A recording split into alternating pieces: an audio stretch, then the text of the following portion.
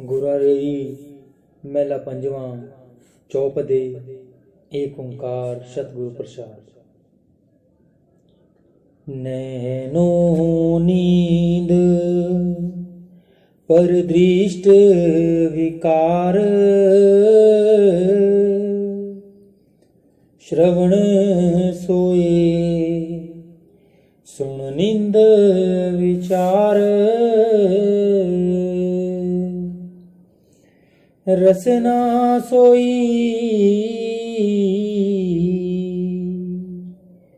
लोभ मीठे साद, मन सोया माया बिस्माद।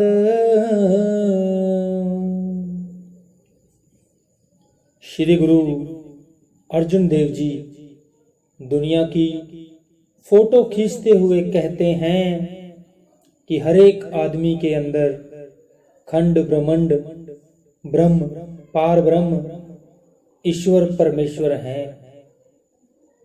इसके बावजूद वे उसे बाहर कौमों, मजहबों, ग्रंथ पोथियों, वेद शास्त्रों और दूसरी किताबों, उजाड़ों, पहाड़ों और खंडरों में ढूंढ रहे हैं। मतलब कि सारी दुनिया सोई हुई है। हम लोगों ने करोड़ों जन्म सोते हुए गुजारे, जागे नहीं, यानी सोते आए और सोते चले गए। हम यहाँ क्यों बैठे हुए हैं? क्योंकि हम जन्मों जन्मों से भूले हुए हैं। अब सवाल पैदा हुआ कि सारा जहान कैसे सो रहा है। आप कहते हैं कि जब बच्चा माता के पेट में होता है उसे जन्म जन्म की खबर होती है। वह उल्टा लटका हुआ परमेश्वर के आगे प्रार्थना करता है कि हे परमात्मा, अगर मुझे बाहर निकाले तो सारी उम्र तेरा भजन करूंगा। जब बाहर आया माया ने भुला दिया। यह जितनी दुनिया बैठी है सारी सोई पड़ी है। जितने संत हुए हैं सबका एक उपदेश है कि जब आप संतों से राह लेकर आंखों से ऊपर चढ़ोगे, अजीबो गरीब नजारे देखोगे। ये दुनिया के नजारे उनके मुकाबले में कुछ नहीं। ये बाहर की आंखें फना यानी नासवान हैं और फना सामान को देखती हैं। जिस जगह सितारे, सूरज, चंद्रमा, बिजली और लैंप ये 5 चीजें नहीं, वहां ये आंखें काम नहीं करती।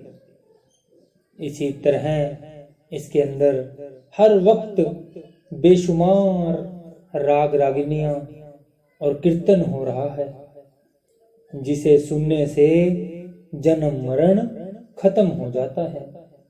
ग्रंथ साहिब में जगह जगह जिक्र आया है कि जिस कीर्तन को सुनने से मुक्ति होती है वह बाहर धर्म स्थानों, मंदिरों, मस्जिदों वगैरह में नहीं बल्कि तुम्हारे अंदर है। जब गुरु की कृपा और नाम की कमाई से शिष्य का पर्दा खुल जाता है, कीर्तन सुनाई देता है और शांति आ जाती है। बाहर सारी उम्र वेद शास्त्र, ग्रंथ पोथियां और दूसरी किताबें पढ़ते रहो, शांति नहीं आएगी। गुरु नानक साहेब, कबीर साहेब, तुलसी साहेब, मौलाना रूम, शम्स तबरेज और अन्य जितने कामिल फकीर हुए हैं सारे कहते हैं कि जब इसके कान बाहर की बातें सुनने लग गए, अंदर के कीर्तन से बेखबर हो गए। जब जवान अलग अलग चस्कों में पड़ गई, अंदर के अमृत से खाली रह गई।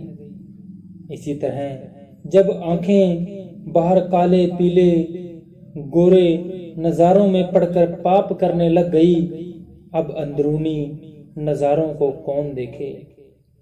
सोच लो। सो फरमाते हैं कि आंखें सो गई, कान सो गए और जुबान भी सो गई। जब आत्मा मन के साथ दोस्ती करके दुनिया के कामों में बाहरमुखी हो गई, अंदर के नज़ारे भूल गए, रूह का अंदर का नाता टूट गया। जी, इस ग्रह में है कोई जागत रहे, साबत वस्त ओह अपनी लहे। जब तक रूह आंखों से ऊपर नहीं जाती, जागती नहीं, तब तक इसकी दौलत लूटी जा रही है। हर एक आदमी के अंदर अमृत बरस रहा है, क्योंकि आंखों के पीछे पर्दा लगाकर इसे बाहर निकाला हुआ है।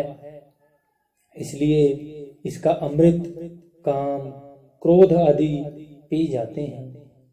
अगर इंसान कोशिश करके अंदर जाए तो पी सकता है, मगर यह दुनिया के खट्टे मीठे स्वादों में फंसा रहता है। इसे वह लज्जत भूल गई, हालांकि वह हमारी जायदाद है, परमेश्वर ने हमारे लिए रखी है, मगर हमने अंदर जाकर अपनी दौलत नहीं ली तो नहीं ली। यानी जिस जवान को अंदर जाकर अमृत पीना था, वह शराबों कबाबों मीठे नमकीन खाने खाकर सो गई और अपने असल को भूल गई। बाकी रहा मन, यह भी सो गया। यह कहता है कि मेरी कौम, मेरा मजहब, मेरा देश, मानो कुल आलम सो गया। कोई कोई गुरमुख फकीर जो रूहानी मंजिलों पर जाता है, वह जागता हो तो चाहे जागता हो। यही गुरु नानक साहेब कहते हैं, जग सुता मर आवे जाए, बिन गुरु शब्द ना सोझी पाए। करोड़ों युग हो गए, हम सोते आए, सोते चले गए। जब गुरु नानक साहेब काबा गए तो काजी रुकनुद्दीन ने सवाल किया कि खुदा कहाँ रहता है, उसका महल किसके जैसा है, उस महल के कितने बुर्ज हैं, कितने कंगूरे हैं।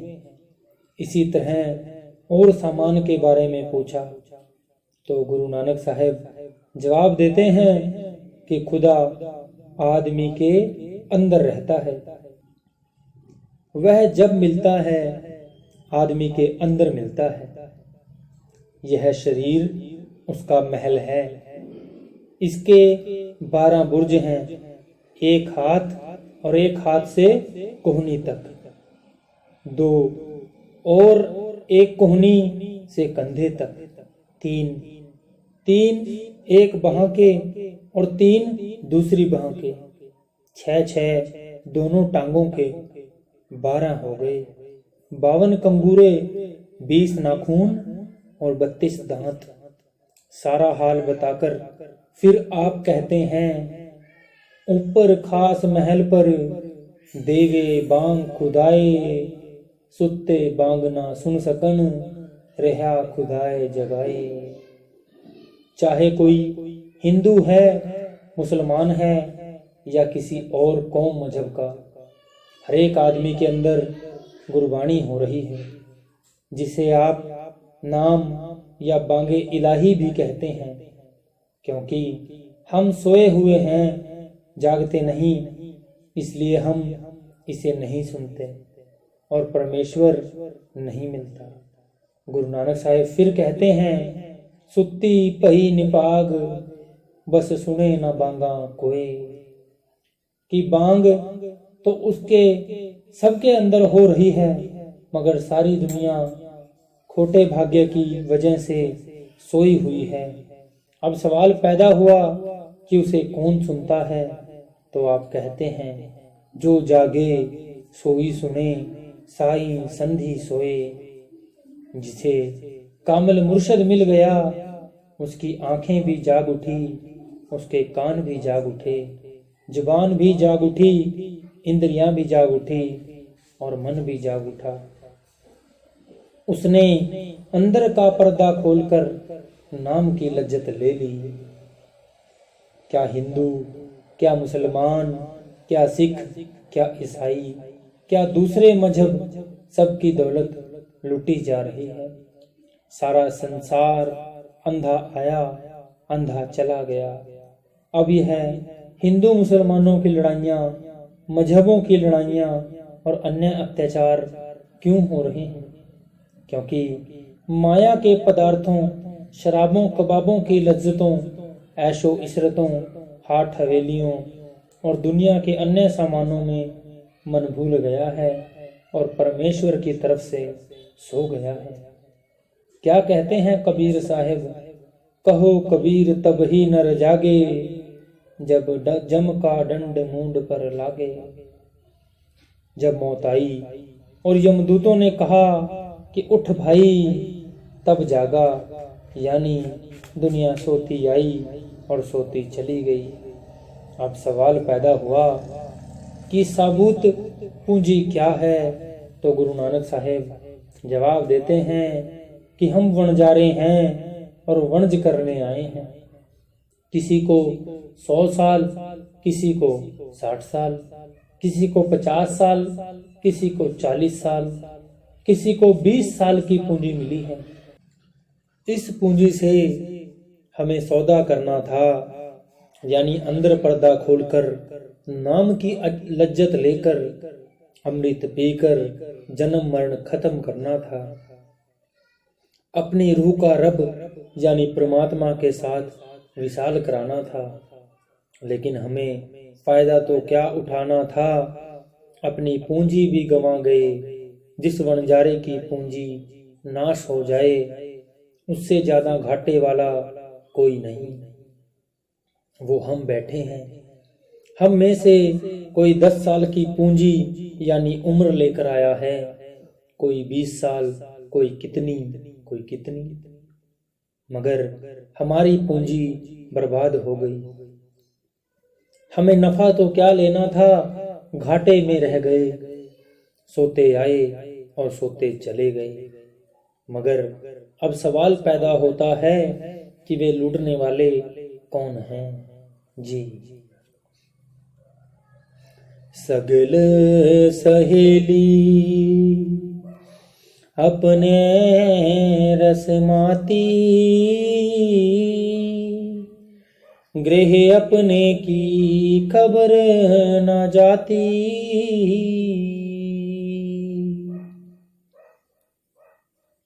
अब आप कहते हैं कि माँ बाप, बेटे बेटियां और जितने रिश्तेदार मतलब कि मनुष्य हैं, वे रूह की दृष्टि से सहेलियां हैं। अकाल पुरुष सबका पति है, मगर ये अकाल पुरुष से मिल जाएं तो सुहागन हो जाएं। यहाँ कौमों, मजहबों और देश का सवाल नहीं, मगर ये सोई हुई हैं, यानी अपने आप से बेखबर हैं। इनकी पूंजी लुटी जा रही है। जी, मूसण हार पंच बटवारे, सुने नगर परे ठगारे। अब सवाल पैदा हुआ कि इसकी पूंजी को लूटने वाले कौन हैं? आप कहते हैं कि वे 5 डाकू हैं। वे कौन हैं? काम, क्रोध, लोभ, मोह, अहंकार। वे मातलोक, स्वर्ग, वैकुंठ, नरक मतलब कि कुल देशों में मौजूद हैं। कुल आलम सोया हुआ है। डाकुओं की मर्जी है कि जो चाहे ले जाएं, जो चाहे छोड़ जाएं, इसे कोई खबर नहीं। आंखों के पीछे पर्दा लगाकर इसे बाहर निकाला हुआ है, यानी घर का मालिक बाहर है और लूटने वाले जो मर्जी हों ले जाएं जी। उन ते राखे बाप न माई, उन ते राखे मीत न पाई। अब सवाल पैदा हुआ कि क्या माँ बाप, भाई बहन, यार दोस्त उन चोरों से बचा सकते हैं? गुरु साहिब कहते हैं नहीं, वे खुद सो रहे हैं। किसी फकीर का कथन है, कुफ्ता रा कुफ्ता के कुनद बेदार।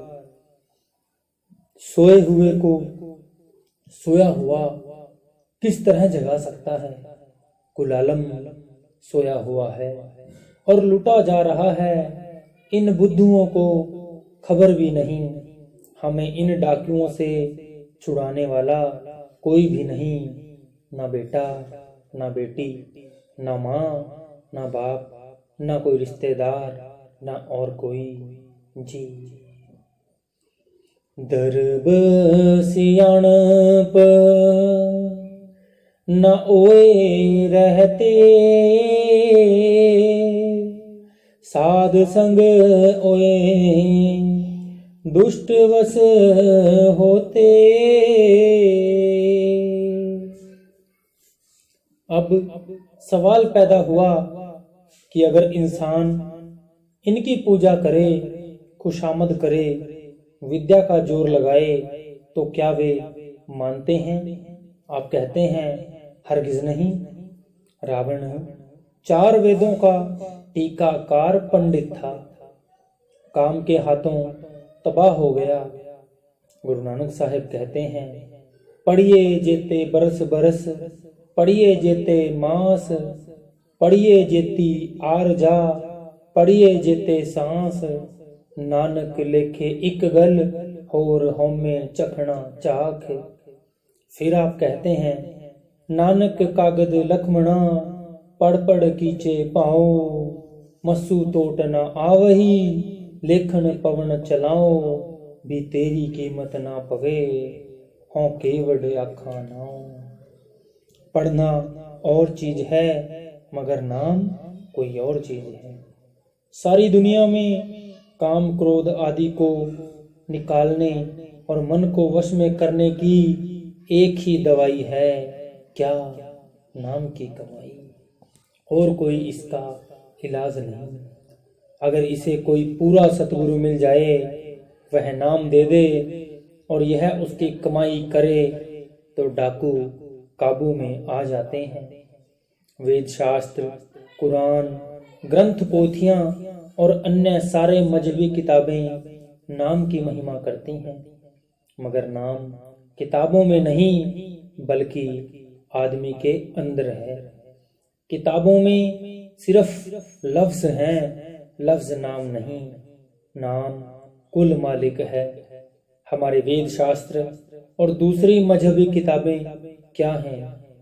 ऋषि मुनि, पीर पैगंबर, औलिया दुनिया में आए, अभ्यास किया, पिंड को छोड़कर ब्रह्मांड पर चढ़े, जो जो नजारे अंदर देखे हमारी हिदायत के लिए किताबों में ले आए। अब वे नजारे किताबों में नहीं बल्कि हमारे अंदर हैं। किताबों में उनका जिक्र है। गुरु अर्जन साहब फरमाते हैं, सब किछ कर मैं बाहर नाही, बाहर टोले सो परम पुलाही। हमारा फर्ज क्या है कि हम किसी कामिल मुर्शिद की तलाश करके उससे नाम का भेद लेकर उसकी कमाई में दिन रात एक कर दें। जब भाग्य से कोई मुर्शिद मिल जाए, वह कहेगा, अभ्यास मैं तुझे बताता हूँ, वह कर, यानी आंखों तक शरीर को खाली कर। आगे तारा मंडल, सूरज मंडल और चंद्रमा मंडल आएंगे। उन्हें भी पार कर जा। आगे सतगुरु खड़ा है, यहाँ तक पहुँचना शिष्य का धर्म है, मगर यह अपना धर्म पूरा नहीं करता। हम चिट्ठियों पे चिट्ठियां लिखते हैं कि हजूर हमारा पर्दा खोलो, मगर अंदर नहीं जाते। यह किसकी गफलत है? हमारी अपनी। जो लड़का पढ़ाई नहीं करता उसे पास कौन करे? बिना मेहनत के कोई चीज नहीं मिलती, बिना मजदूरी कुछ नहीं मिलता। गुरु भी मिला, नाम भी मिला, मगर हम फिर भी अंदर नहीं जाते, यानी हम सोए के सोए रह गए। आप घाती सो महापापी। जो अपनी छुरी से अपनी गर्दन खुद काटे, उससे बड़ा पापी कौन हो सकता है? हम भजन करके अंदर नहीं जाते और नाम की लज्जत नहीं लेते, यानी हम अपना फर्ज पूरा नहीं करते। अब अगर हम अपना फर्ज पूरा ना करें तो वह पूरा कौन कर सकता है? जी। कर कृपा मोहे सारंगे पाण, संतन तूर सर्व निधान। अब गुरु साहेब प्रार्थना करते हैं, हे मालिक कृपा करके मुझे अपने संतों के चरणों की धूली दे। क्यों? क्योंकि संतों के बिना तू नहीं मिलता। यही तुलसी साहेब कहते हैं, जो कछु करें करें सोई संता, संत बिना नहीं पावे पंथा। भगवान श्री कृष्ण गीता में भी कहते हैं, ऐ मालिक जो तेरे प्यारे संत हैं उनकी चरण धूली बख्श, ताकि हम उसे माथे पर लगाएं। संतों की धूली कहाँ मिलती है? पहले 9 दरवाजे खाली करो, फिर सूरज चंद्रमा तारे लांघ कर अष्टदल कमल में जाओ, वहां पर संतों के चरणों की धूली है। अगर उस्ताद ना मिले तो आदमी जाहिल का जाहिल रह जाता है, मूर्ख का मूर्ख रह जाता है। जब तुम अष्टदल कमल में जाकर देखोगे तो सतगुरु को खड़ा पाओगे। वहां जो नूर है वह संतों के चरणों की धूली है। यही तुलसी साहेब कहते हैं, छिन छिन सुरत समार लार दृग के रहो, कि रूह को यहाँ यानी दोनों आंखों के बीच छिन छिन यानी पल पल इकट्ठा करो। फिर आप कहते हैं, तन मन दर्पण मांझ साज श्रुति से गहो। यह बात कब होती है? जब दिल का शीशा साफ हो जाता है, आदमी ऐबों पापों से बचा हुआ हो, मन साफ हो। आप आगे कहते हैं, लगन लगे लख पार सार तब पाया, अरे हाँ रे तुलसी संत चरण की तूर नूर तरसाया। जब पर्दा खुले, रूह खंडों ब्रह्मंडों पर चली जाए और सतगुरु अंदर प्रत्यक्ष हो जाए, फिर वह हमारे साथ बातें करेगा। जिस तरह बाहर के स्वरूप से बातें करते हैं, उसी प्रकार वह अंदर बातें करेगा। यही स्वामी जी महाराज कहते हैं, चू गिरफ्तम कदम व खाके कदम, जुल्म ते दिलशुदा हम आजाइल। जब अंदर मुर्शिद के कदम यानी चरण पकड़ लिए और उनकी धूली ले ली तो सारा हृदय निर्मल हो गया। भगवान कृष्ण या कहीं और महात्मा संतों के चरणों की धूल क्यों मांगते हैं, आप आगे बताते हैं जी। साबत पूंजी सतगुर संग, नानक जागे पार ब्रह्म के रंग। कलयुग में मनुष्य जन्म की पूंजी 50-60 साल की है। जिन्होंने इस बीच मेहनत करके वह दौलत निकाल ली, उनकी पूंजी सफल हो गई। जो बाहर रहे यानी अंदर नहीं गए, वे नाश कर गए। मनुष्य जन्म ही मुक्ति का दरवाजा है, जो 84 लाख योनियां भोग कर मिलता है। 84 लाख योनियों का ब्यौरा इस तरह दिया गया है कि कई लाख किस्म के पेड़ पौधे, कई लाख किस्म के कीड़े पतंगे, कई लाख किस्म के पक्षी, कई लाख किस्म के पानी के जीव, कई लाख किस्म के इंसान, हैवान, भूत, प्रेत, यक्ष, किन्नर, पिशाच, पशु वगैरह, कुल 84 लाख योनियों में उत्तम से उत्तम मनुष्य का जन्म है।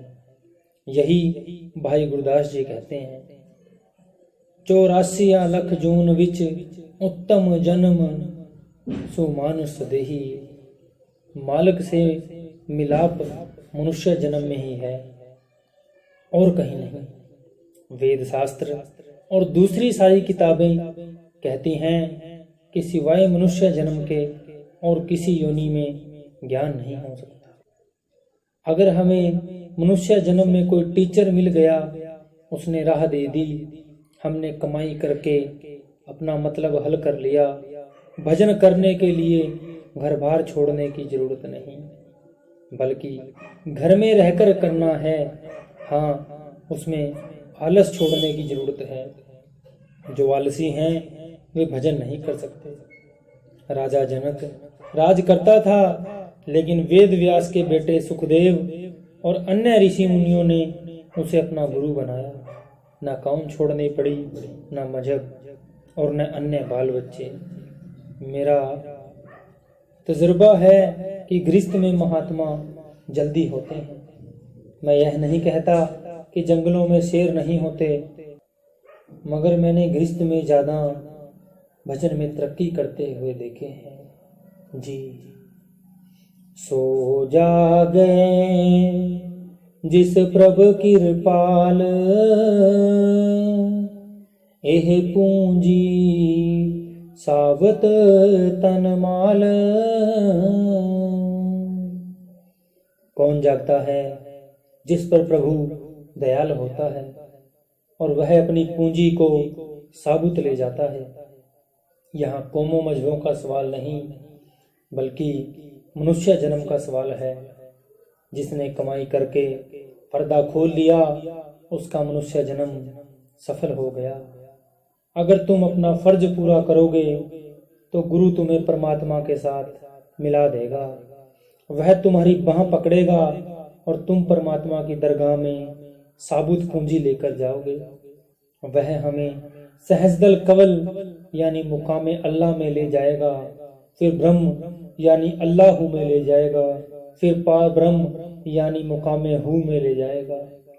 वहाँ इसका अपना नूर 12 सूरज का है। रूह कोई छोटी चीज नहीं। यही कुरान शरीफ कहता है कि रूह अमरे रब्बी है। वहाँ पार ब्रह्म में नहाए बिना पर्दे नहीं उतरते, मगर हम वहाँ जाते नहीं। आप घाती सो महापापी। कौन जगाता है? जिसे कोई पूरा गुरु मिल जाए, कोई मुर्शिद मिल जाए, सो तालिब इल्म यानी विद्यार्थी अपना धर्म पूरा करे, मुर्शिद के नूरी कदमों में चला जाए। मुर्शिद इसकी बाह पकड़कर पार ब्रह्म में पहुंचा देता है। नहीं तो इसे सोते हुए करोड़ों युग हो गए और करोड़ों युग और हो जाएंगे जी। साबत पूंजी सतगुर संग, नानक जागे पार ब्रह्म के रंग। सो जागे जिस प्रभु कृपाल, एह पूंजी साबत तनमाल।